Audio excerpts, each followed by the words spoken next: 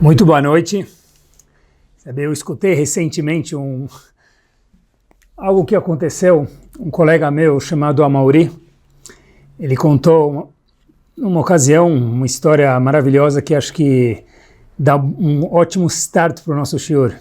Diz que ele foi passear em Paris uma vez, já faz alguns anos, e de repente ele chega lá e está passeando, e aí decidem ele e a esposa ir num teatro. E quando ele entra nesse teatro, vai saber lá quanto custa a entrada, chegou de última hora, então de repente eles olham e vem, olha, ó, puxa vida, o senhor quer ir no teatro? Ele falou sim. Falou, olha, o ingresso de 200 euros não tem mais, o de 100 não tem mais, o de 50 não tem mais. É óbvio que vai vindo o sorriso na cara do marido, né? Que não tem que desembolsar tanto para ver um teatro. E de repente o de 20 euros ainda estava disponível. Então maravilha, vai pagar mais barato, vai ficar uns minutos.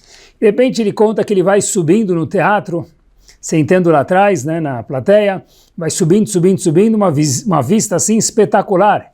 Ele fica um pouco confuso, como que um ticket tão barato, o ticket mais barato, que era o único que sobrou, o ingresso mais barato, deu a sentada lá em cima, o acesso ao palco, à plateia lá em cima com uma vista maravilhosa. Senta lá, de repente está vendo, ele vê uma coisa muito curiosa, que ele estava bem, com a vista bem para o cantinho do palco. Então só dava para acompanhar a peça quando acontecia alguma coisa no canto do palco, canto esquerdo do palco ele via os personagens. Quando voltava para o centro ou para o canto direito ele não conseguia enxergar nada. Então de repente ficou um pouco confuso, falou, poxa vida, ninguém avisou nada para a gente, tá certo que a gente pagou mais barato, mas podiam ter avisado. De repente ele olha para o ticket que ele comprou em ingresso e estava escrito em francês, sans visibilité, sem visibilidade.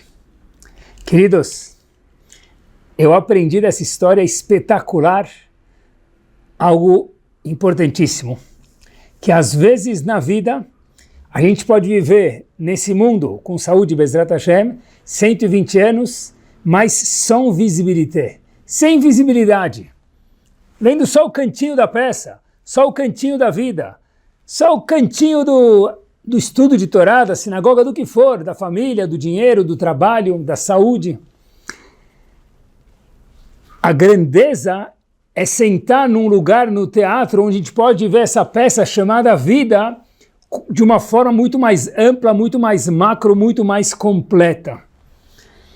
E viver a vida, meus queridos, sem crescer, sem aprender, falo isso do fundo do coração com muita convicção, é viver a vida sans visibilité, sem visibilidade.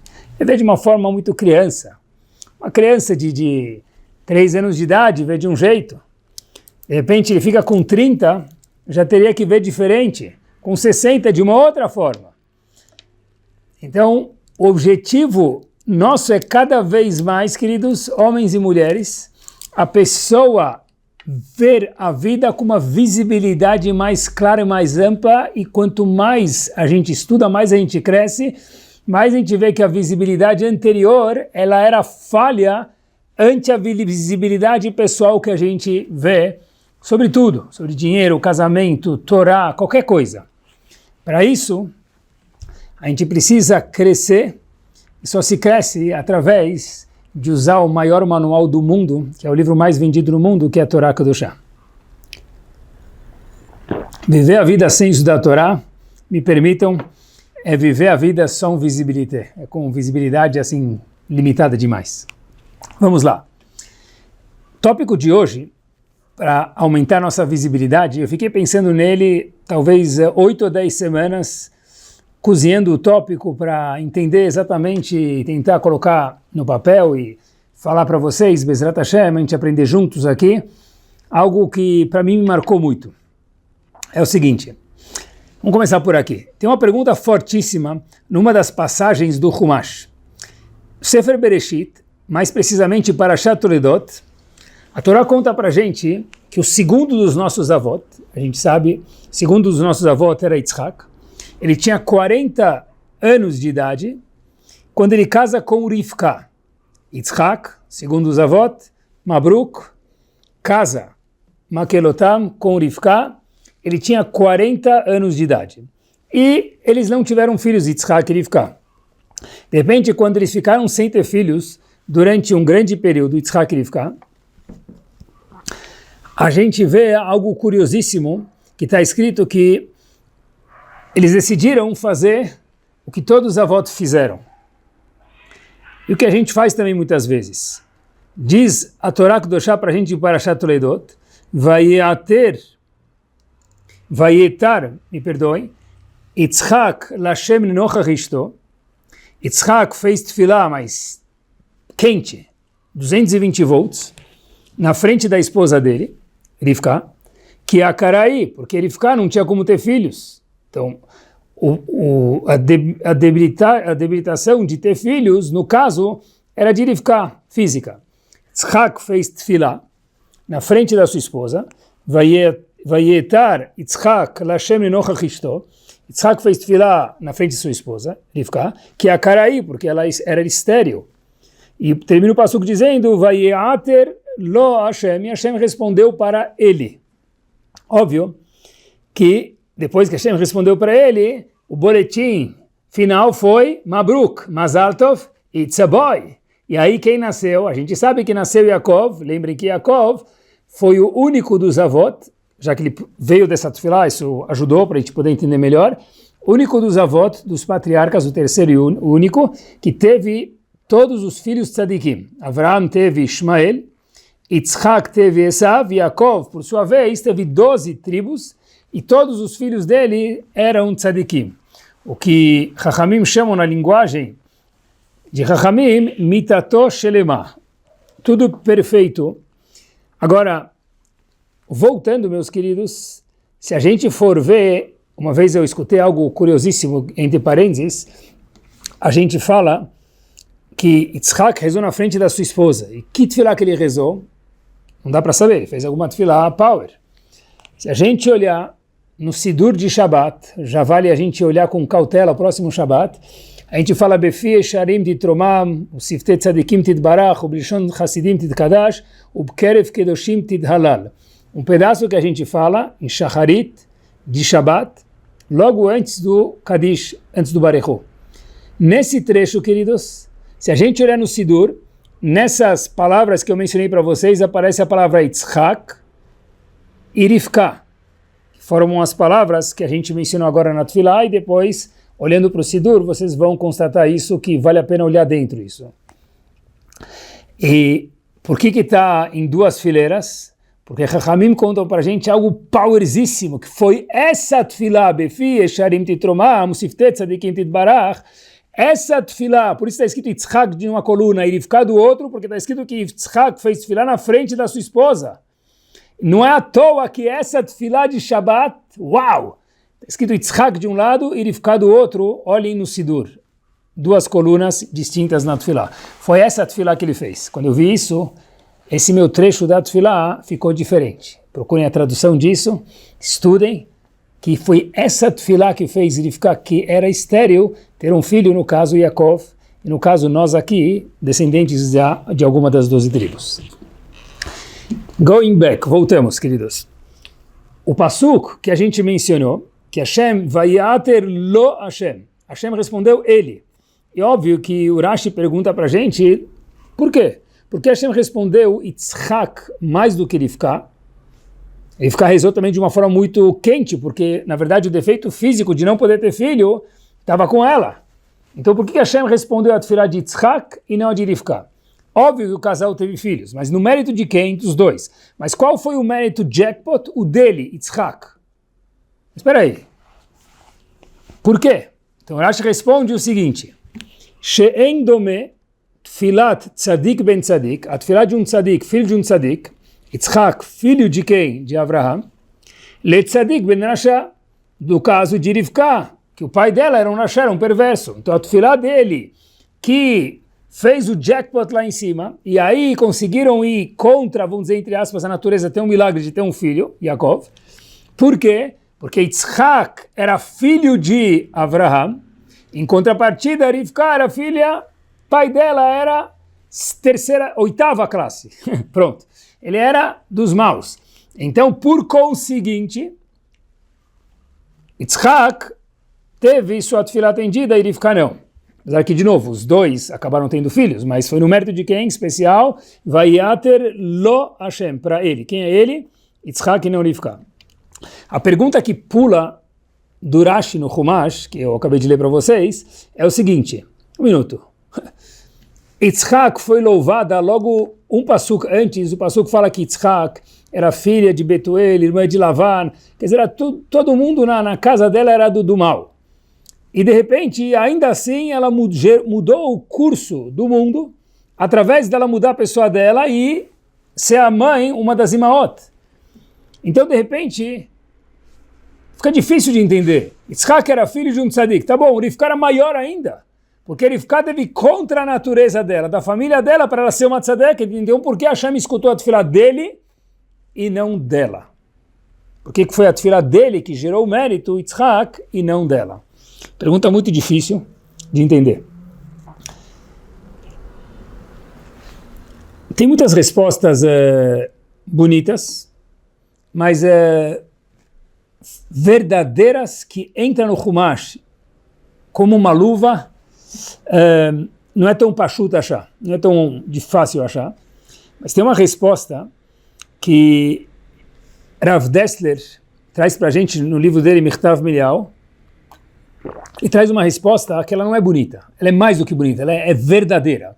Quando a gente estuda a Torá, a gente não precisa só procurar coisas bonitas. Coisas bonitas é legal, a gente precisa entender qual que é a vontade de Hashem. A gente tem uma pergunta, a resposta tem que match com o que está escrito na Torá, não uma coisa que fica bonita, mas não encaixa de volta.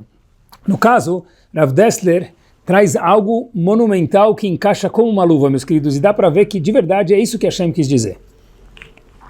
É o seguinte, Rivka fazer tefilá de Rav Dessler era uma novidade, porque Rivka, ela era irmã de pessoas não boas, filha de pessoas não boas, então na verdade é óbvio que ela tinha um mérito, mas para ela fazer tefilá era uma novidade.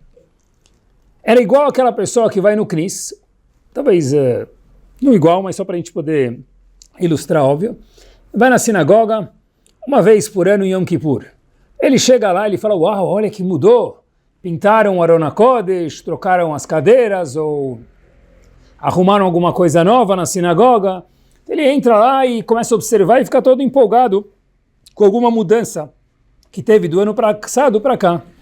Já aquele outro fulano, o Yankale, que ele reza todos os dias na sinagoga, ele nem percebe que mudou e pintaram, porque ele já viu a pintura nova, os bancos novos ou o que for da sinagoga 200 dias até chegar em Yom Kippur. Então quem fica mais impactado, quem entra com glamour maior, com uau maior no Knis, aquele que vai uma vez por ano, que vai todo dia, acaba ficando, óbvio que sem querer, um pouco mais batido, se essa palavra é correta. Então olha que interessante.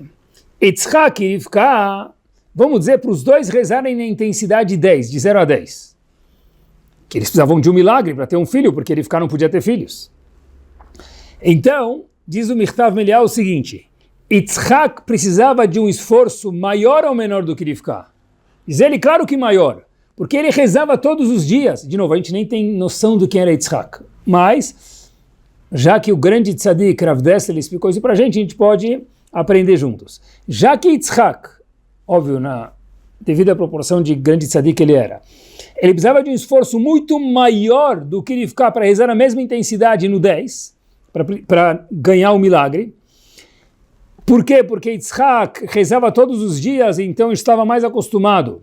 E Rivka era uma novidade para ela, que já era talvez que uma novidade para Yitzhak, talvez fosse, vamos dizer de alguma forma assim, sem desprezá-lo, ali num instinto, já algo mais costumeiro. Então, por isso diz o Michtav Milial, os dois rezarem na intensidade 10, Yitzhak teve que fazer muito mais esforço. Por isso, Vayater lo Hashem. Hashem respondeu a tefilá dele em especial, para que eles tivessem filhos. Por quê? Porque para ele chegar na intensidade 10, já que ele sempre estava acostumado, ele era tzadik ben tzadik, então o pai dele fez tefilá, ele fez tefilá, então é uma coisa que já estava no sangue, talvez já Poderia ser que gastou um pouco, e para ele ficar a novidade, então para ele era mais difícil, o mérito de Yitzhak era maior, por conseguinte Hashem escutou a tefilá dele e não a tefilá dela. Yitzhak estava, entre aspas, acostumado e Rivka ainda não. Na verdade que isso responde o Rashi e o Pasuk de uma forma magnífica. Dá para ver que de verdade essa é a vontade de Hashem, esse é o emet dessa questão, desse episódio. Eu queria caminhar daqui para frente agora em algo magnífico, tomando esse norte desse Michtav Melial. Yitzhak, ou seja, disse Rav Dessler de alguma forma, fazia parte do modus operandi dele, diário, fazer tefilá. Rivka, não, por isso que ele teve esse mérito. Queria ver junto com vocês algo muito, muito interessante. Por isso que para ele era mais difícil fazer a tefilá e ele foi atendido. Sabem que se a gente for olhar para o mundo, acompanhem comigo um passo adiante, o cérebro sofisticado que nós temos, dizem os cientistas, 86 bilhões, eu não sei o que são 86 bilhões, tá bom? Mas, tem que perguntar para o number one da Forbes, o que são 86 bilhões. Mas a gente tem, queridos, cada um de nós, bonito ou feio, alto, baixo, quem for, a gente tem uma média de 86 bilhões de neurônios, não dólares, tá bom? 86 bilhões de neurônios, e esses neurônios geram trilhões de sinapses nas nossas cabeças, nossos cérebros, para que a gente possa pensar, agir, e emoções e ações. O cérebro mais capaz do mundo, de todos os seres, indiscutivelmente, é o ser humano. Mas tem uma peculiaridade muito, muito interessante. Os animais, que têm um cérebro menos desenvolvido do que o ser humano, eles nascem sabendo já alguns skills. Por exemplo, os animais, muitos deles já nascem andando. Outros, em poucos minutos ou horas, já sabem voar. Outros já se viram para caçar. Cada espécie é diferente, mas os animais já nascem, apesar de ter um cérebro muito inferior ao ser humano, também sofisticado, mas inferior ao ser humano, ele já nasce sabendo caçar, já nascem com a carteira CLT, já estão prontos para o trabalho e às vezes muitos deles são autossuficientes. Não precisam de motorista, de babá, o aba ou a ima levar para a escola, fazer adaptação, fazer reunião de pais ou responsáveis, não tem nada disso.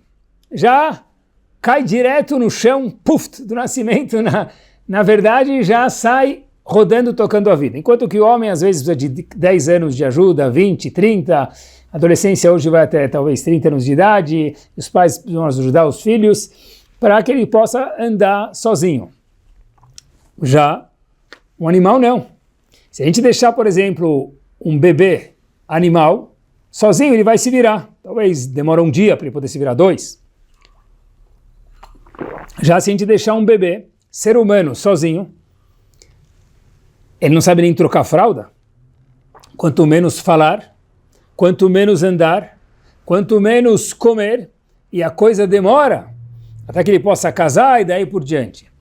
Então, se a gente pudesse fazer uma comparação, seria algo muito curioso. Um computador muito, muito, muito potente. Escuta essa comparação. Um computador muito potente, queridos, é o cérebro do ser humano. Um computador muito menos potente é o cérebro dos animais. Porém, o computador chamado animais, vamos chamar assim, ele já vem com alguns aplicativos instalados que já fazem ele voar, alguns caçar, outros voar e caçar, cada um na sua espécie, no seu habitat e o que ele precisa fazer. Já o computador chamado ser humano, que é muito mais sofisticado, com 86 bilhões de neurônios. Uau! Como é que dá para falar, entre parênteses, que Deus não existe? Mas 86, fecha o parênteses, bilhões de neurônios. De repente é o maior computador power do mundo, esse é o ser humano, mas ele vem sem nenhum aplicativo instalado. E nós, pais, nós, mentores, nós, sociedade, a gente vai instalando aplicativos ao redor, ao longo da vida dessa criança, dele ou dela.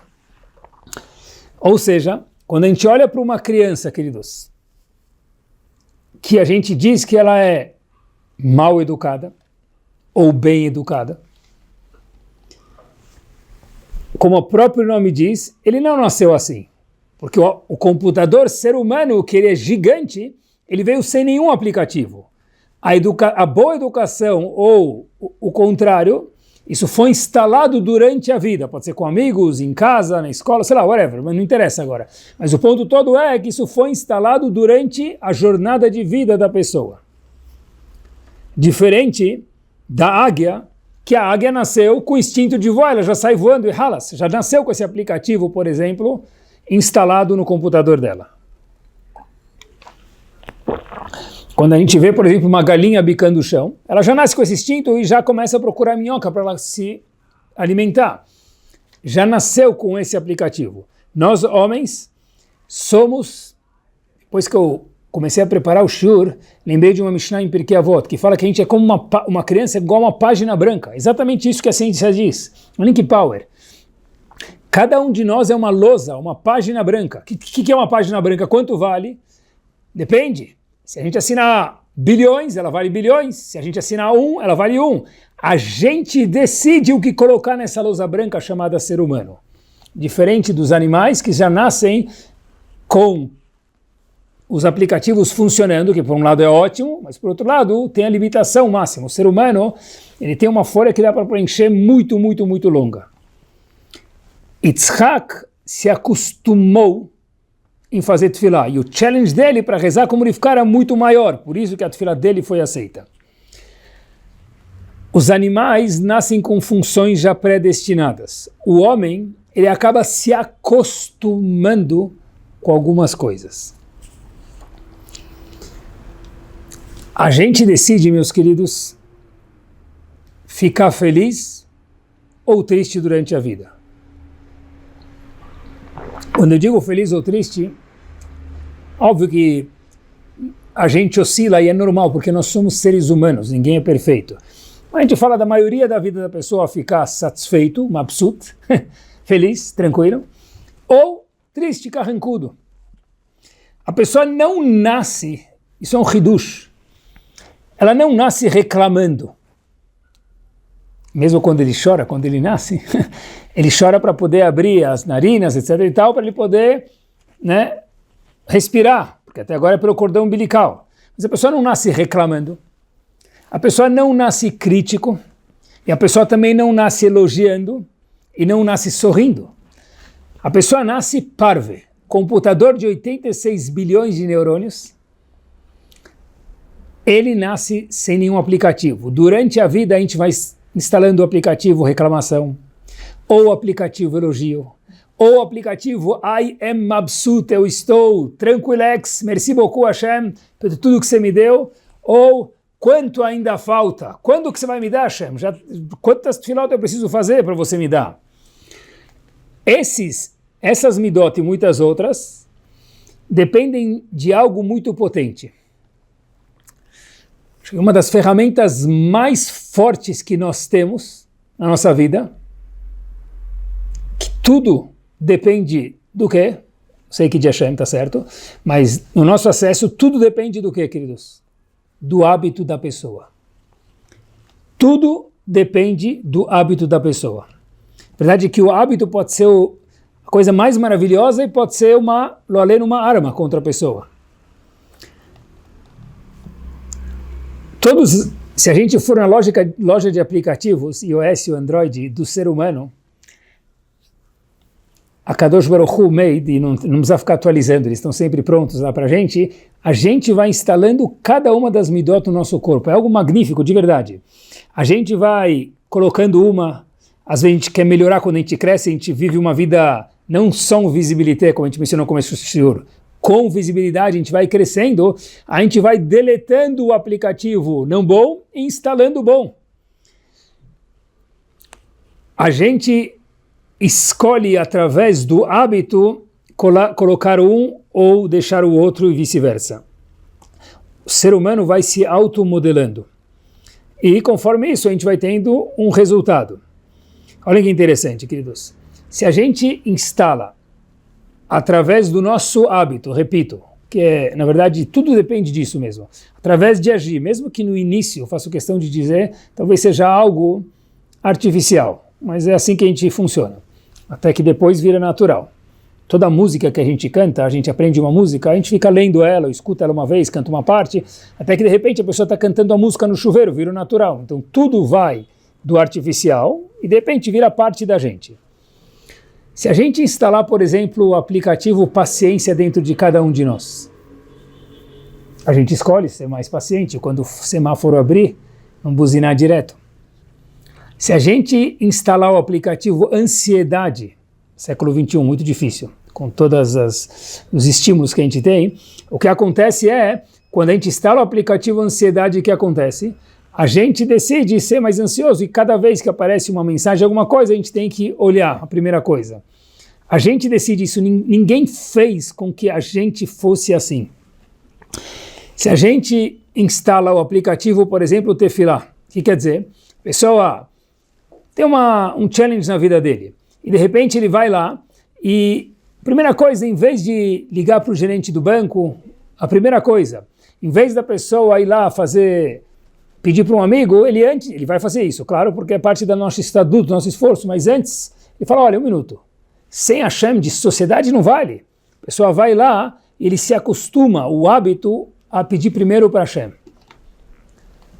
Tudo isso são comportamentos que a pessoa colocou. De repente, quando a gente olha uma pessoa depois de 20, 30, 40 anos, essa pessoa é uma pessoa que tem emuná. Outra pessoa é uma pessoa ansiosa. A outra é paciente. Outra pessoa que instalou, por exemplo, o aplicativo do caso do nervosismo. Tudo isso, ninguém nasce assim. A gente vai adquirindo com o tempo. E é incrível, quando a gente se comporta de uma forma, óbvio, aqueles que vivem ao nosso redor vão reproduzindo muito. Disso não é sempre tudo igual, mas muito. E esses aplicativos acabam passando por osmose para o computador filho, para o computador sócio, para o computador funcionário, o que for. Por isso que a gente fala Ve'ahavta lereacha kamocha. O que quer dizer isso? Olha que interessante. Escutei algo brilhante. Ve'ahavta lereacha, ame o próximo. O que quer dizer kamocha? Como nós somos. Se a pessoa sabe, ele foi amado, ele sabe o que é amar, ele instalou o aplicativo Amor dentro dele, então ele pode amar o próximo. Ve'ahavta lereacha. Como eu posso amar o próximo? Kamocha, igual que eu fui. Como que eu posso ser paciente? Se eu aprendi a ser paciente, eu sei externalizar isso. Todas as midot que a pessoa tem, ele só pode colocar elas, exercer elas, no momento que essa pessoa fez o quê? Ele aprendeu isso, instalou isso, quando era menor. E aqui a gente dá mais um passo para frente, queridos, e algo que é muito, muito, muito forte. A Moshe Feinstein, uma vez, fez uma observação que para mim foi brilhante. Mas muitos olham para isso como legal, uma pergunta, uma resposta, mas para mim isso me acendeu um clarão, não uma luz, um farol.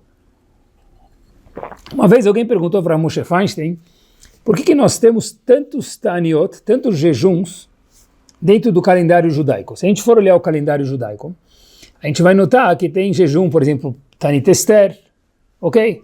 Yom Kippur, perdoa as averot, ok, Tanit Esther para lembrar o milagre de Esther em Purim, ok.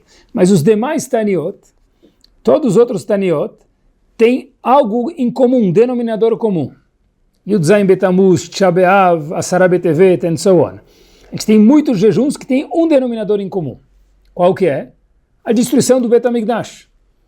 Então, perguntou para o Rav Moshe Feinstein, o seguinte, Rav, por que não faz um jejum só, lembrando a destruição do Bet HaMikdash? Igual que a gente faz um em Yom Kippur para perdoar os pecados, um em Tanit Esther para lembrar o milagre de Esther e que Hashem, igual respondeu a Esther, responde a gente. Por isso que a gente jejua em Tanit Esther.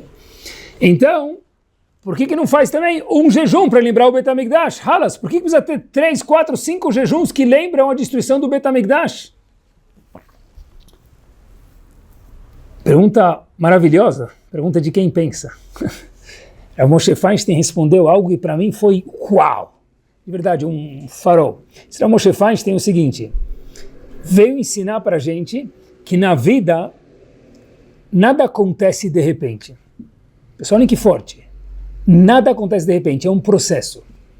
Se a gente fizesse um jejum só para lembrar o Beit HaMikdash, tá bom, destrui o Beit HaMikdash, vamos ficar chateados.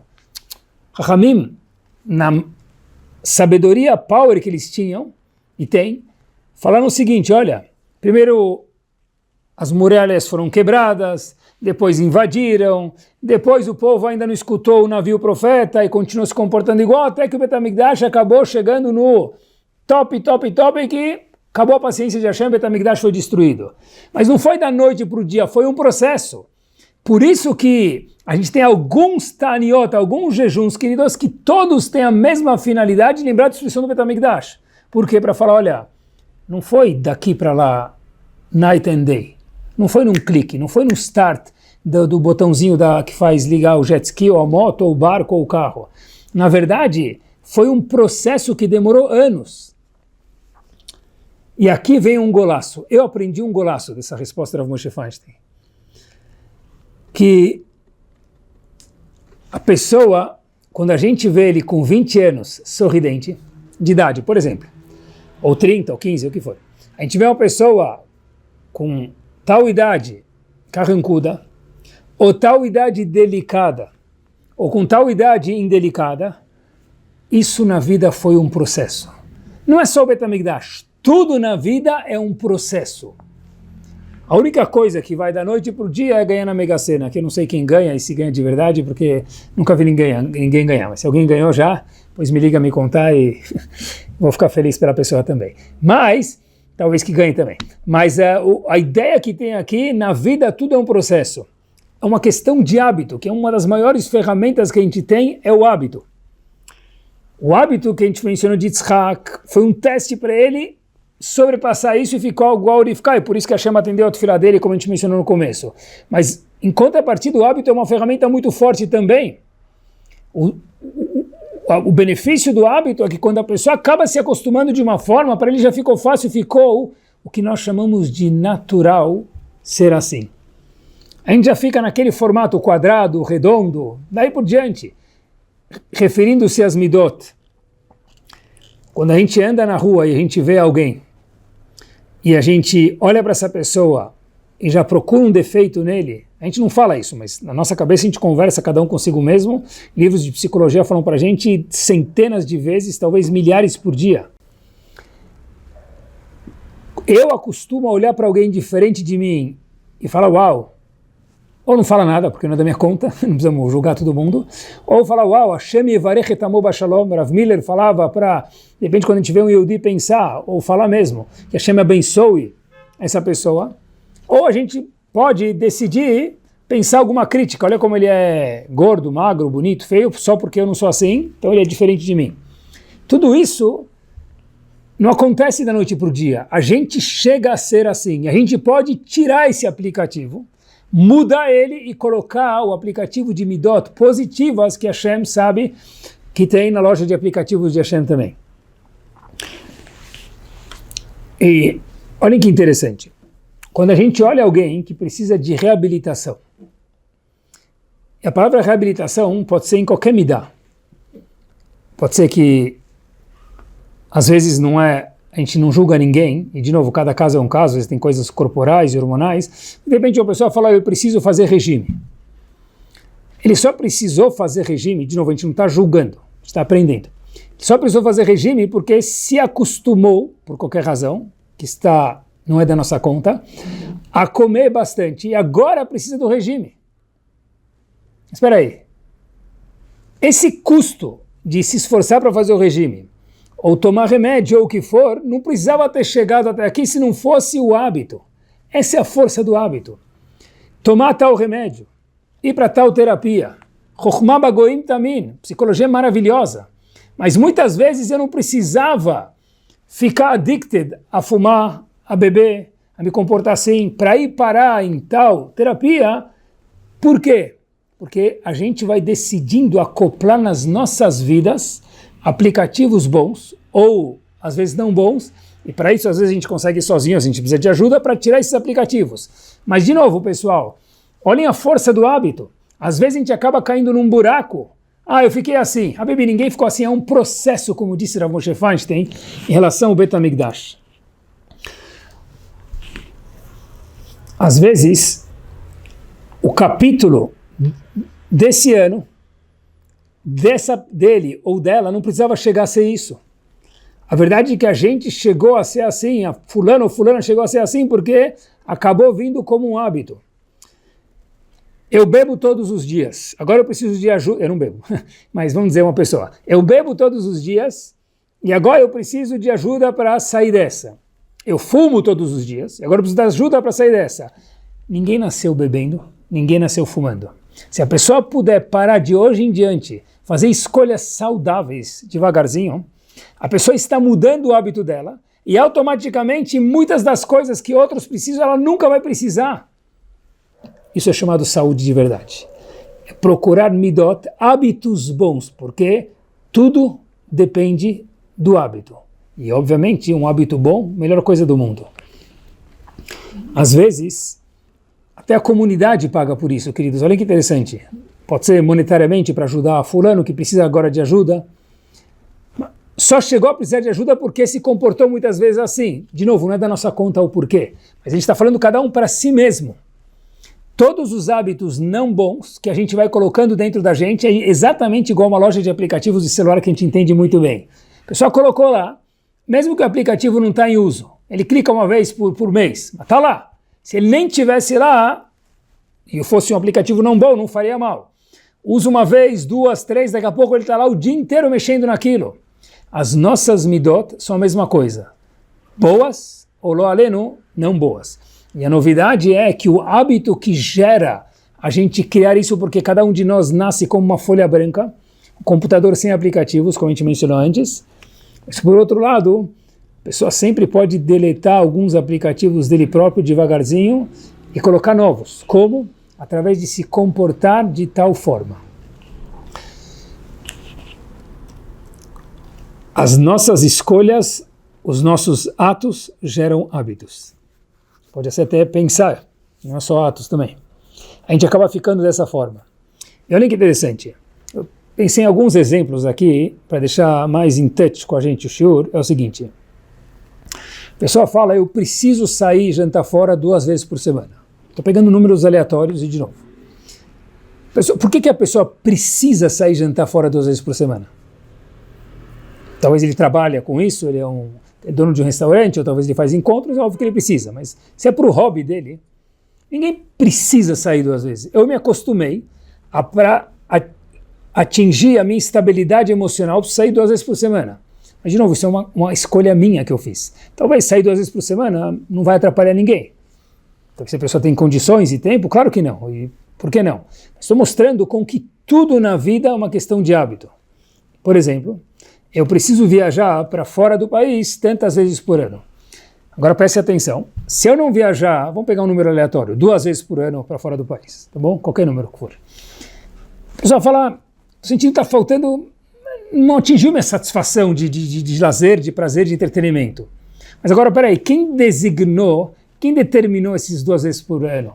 Nós próprios. A gente se habituou assim. Agora, tudo que fica abaixo disso, para a gente já fica murcho.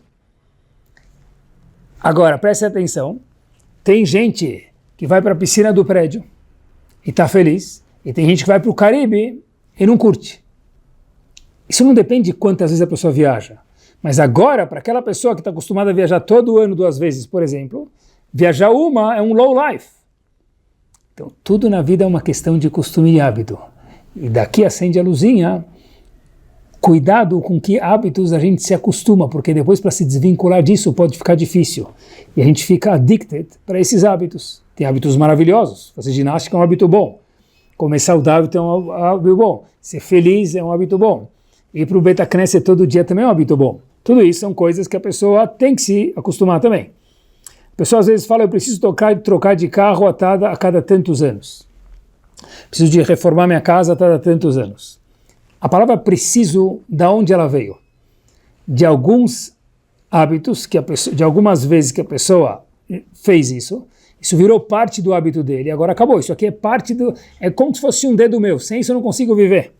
Nós criamos hábitos. Mesmo, olhem que interessante, pessoal, quanto isso é forte, isso aqui é algo maravilhoso, olhem que curioso. Mesmo na Halakha, na lei judaica, no Shulchan Aruch, existe isso. Olhem que curioso, estava pensando quando preparei o shiur, em Halachot Tzedakah, óbvio que tem especificações, mas só para a gente entender o geral, uma pessoa aqui está escrito que ele vive num certo patamar, ele perdeu essas condições financeiras, está escrito que em Tzedakah, Halachot Tzedakah, a gente precisa ajudar ele a viver do jeito que ele era. Por quê? Porque o hábito é tão forte, mas tão forte, que agora a pessoa não consegue viver sem isso. Mas por que ele precisou viver assim? Porque Baruch Hashem ele tinha os meios, mas ele se acostumou.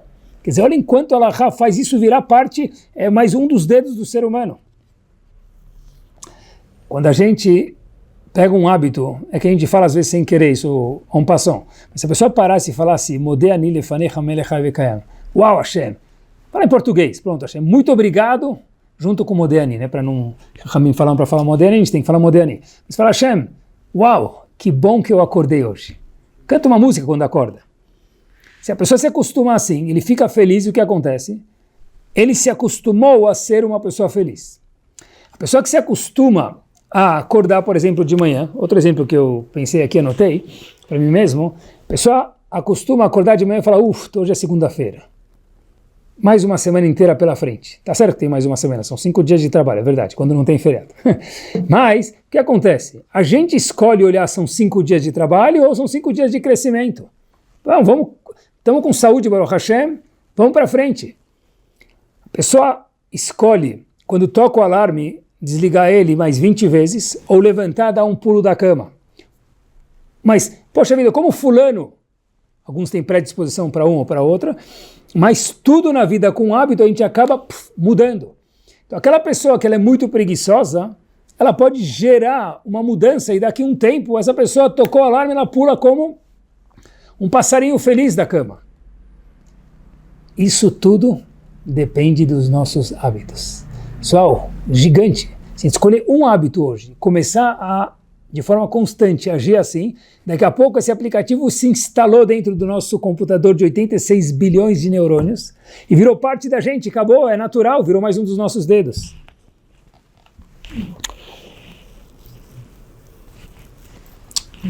Isso é válido, terminando, para tudo na vida. Sabe que isso é válido para agilidade, como a gente falou, preguiça, ou uma das midot que muito se fala no mundo aí afora, com toda a razão, chamada resiliência. Qualquer workshop que se fala de parte emocional, a palavra resiliência aparece dezenas de vezes. Por quê? Como se cria resiliência? Através de ser resiliente. Parece frase de jogador de futebol, mas é a coisa mais verdadeira do mundo. Como que se cria a resiliência? Com mordidinhas pequenas sendo resiliente. Quando tem uma dificuldade pequena na minha frente, eu falo, eu não vou fazer. O que eu estou ensinando o meu próprio corpo? Que aplicativo eu estou instalando no meu corpo? O aplicativo do Yeush, do Give Up. Desencana. De quando as coisas saem um pouquinho da zona de conforto, eu não faço. Eu escolhi ser assim através das minhas atitudes. A gente fica mais forte ou mais fraco 1 grão por dia. Só que esse 1 grão por dia amanhã virou parte da gente. E na verdade essa pessoa, às vezes a gente vê alguém e fala, olha como ele mudou. O que quer dizer que ele mudou? Se mudou da noite para o dia, não se impressiona porque provavelmente a semana que vem ele volta a ser igual. Se não for a semana que vem, daqui a 1 mês.